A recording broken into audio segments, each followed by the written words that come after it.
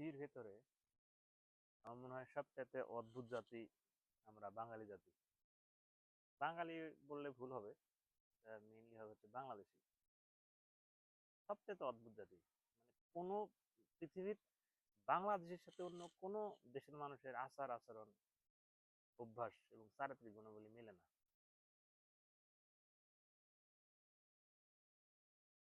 এই যে সালমান শাহ হত্যাকাণ্ডের জট খুললো কত 29 বছর পরে, বিষয়টা কেমন না? 29 বছর লাগলো একটা মৃত্যুর রহস্য উদ্ঘাটন হতে। এখন মিস্টার ডন এবং সালমান শাহর সাবেক স্ত্রী আমিনা না কি জানি নাম, ওনাদেরকে দেশ থেকে নিষেধাজ্ঞা দিছে। এটা তো আর আগে করা যেত, যেত না? আরেকটা বিষয় আমার চোখ আটকাইলো, মানে খুব বিষয়টা আমার কাছে হাসি লাগছে।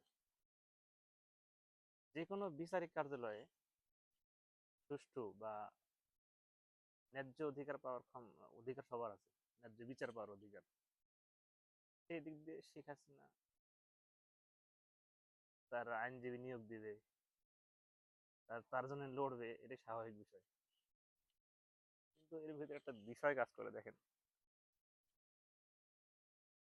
শেখ হাসিনার যে আইনজীবী এখন যে ওর হয়ে কাজ করতেছে, তিনি আদালতে দাঁড়ায় থেকে বলতেছে যে আমার আসামি নির্দোষ, নিরপেক্ষ সুষ্ঠু বিচার হইলে সে খালাস পাবে। একবার ভাবা যায়, এই ভদ্রলোকটা আদালতে, আন্তর্জাতিক অপরাধ ট্রাইব্যুনালে দাঁড়ায় থেকে, সেখানে দাঁড়ায় থেকে বলতেছে যে আমার আসামি নির্দোষ, নিরপেক্ষ বিচার হইলে সে সুষ্ঠু বিচার পাবে, সে খালাস পাবে। কত অদ্ভুত না বিষয়টা! যে ব্যক্তি এই কথা বলতেছে এবং যার জন্য বলতেছে, খবর মানে সব কিন্তু রেকর্ডেড, ডকুমেন্টেড, তারপরও কথা বলে যাচ্ছে, লড়ে যাচ্ছে। এক পর্যায়ে এক পর্যায়ে প্রধান বিচারপতি সম্ভবত নিজেই বলল, বলতেছিল যে আহ, আপনি কিভাবে জানেন যে চলমান বিচার কার্যালয় এখন চলতেছে, আপনি বলতেছেন খালাস পাবে? সেই লয়ার নিজে থেকেই বলতেছে, না এটা আমি তো বলতেই পারি। হ্যাঁ, সে বলতেই পারে, কিন্তু আমি সেই কথা বলছি না। মানে আমি যেটা বুঝাইতে চাইছি, জাতি হিসেবে বা বাঙালি জাতি হিসেবে, বাংলাদেশি হিসেবে, প্রফেশনের জায়গা থেকে হোক, সেই জায়গাতে নৈতিকতার একটা বিষয় আসবে না? সেটা কোথায় গেল তাইলে? সেই নৈতিকতার এই জায়গাটাতে কে পূরণ করবে, কে দেখবে, কে, মানে সে যে লড়তেছে, তার গ্রাউন্ড কি? তার তো পরিবার আছে, তার সন্তানাদি আছে না, ছেলে মেয়ে আছে না, বউ বাচ্চা তো আছে। তারা জানতেছে না আমার বাবা কার হয়ে লড়তেছে, কার জন্য লড়তেছে, এবং কোন ভাষা প্রয়োগ করতেছে আদালত দ্বারা থেকে। আমি শুধুমাত্র, মানে আমি বাংলাদেশের একজন নাগরিক হয়ে এই জায়গাটাতে মনে হইলো আর কি। এবং সব জায়গাতেই, প্রত্যেকটা জায়গায় একই কাহিনী, একই বিষয়। এই দেশটা আসলে অনেক আগে চিন্তাই হয়ে গেছে, চোরের হাতে চলে গেছে। যে আমি নতুন বলতেছি এই কথাটা, সেটা না, আক্ষেপের সুরেই বলতেছি।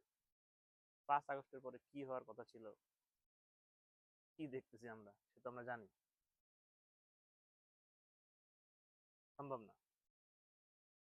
কোথায় জানি পড়ছিলাম, এই দেশের প্রত্যেকটা তরুণের স্বপ্ন এখন কিভাবে দেশ ছাড়বে।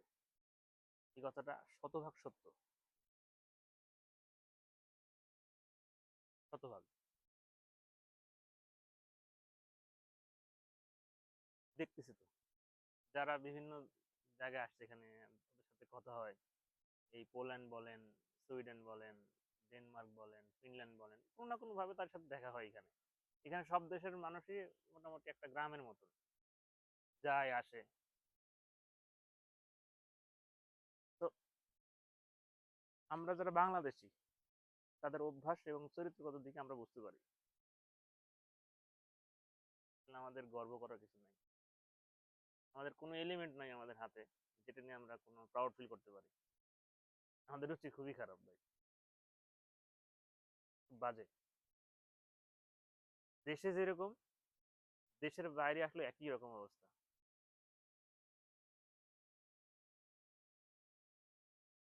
এই জাতির নিয়ে আশা করার কিছু নাই। তবু আল্লাহ আমাদের অশেষ নিয়ামত দিয়ে ঘরে রাখছে, আমাদের রক্ষা করতেছে। এই হলো অবস্থা।